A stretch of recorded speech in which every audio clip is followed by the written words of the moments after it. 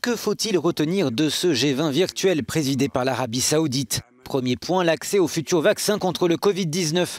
Dans leur déclaration finale, les membres du G20 promettent une distribution équitable aux pays riches et pauvres.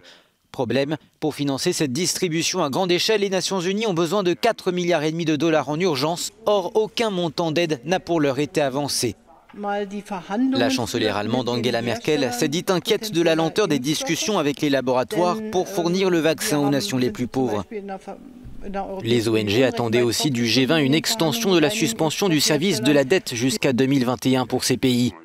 Mise en place pour leur permettre de concentrer leurs ressources sur la lutte contre le Covid-19, la mesure avait été prolongée jusqu'au 30 juin 2021. Mais pour la suite, le G20 s'en remet à ses ministres des Finances pour examiner cette question au printemps prochain. On retiendra aussi de ce G20 l'apparition de Donald Trump entre deux séances de golf. Le président sortant a profité de cette tribune pour réaffirmer son hostilité à l'accord de Paris sur le climat. L'accord de Paris n'a pas été conçu pour sauver l'environnement, a-t-il dit, mais pour tuer l'économie américaine. Je refuse de céder des millions d'emplois américains et d'envoyer des milliards de dollars aux pires pollueurs et aux délinquants environnementaux du monde entier. Mais le président élu Joe Biden a lui promis de revenir dans l'accord de Paris.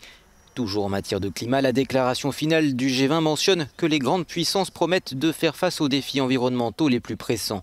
Mais reste à savoir comment.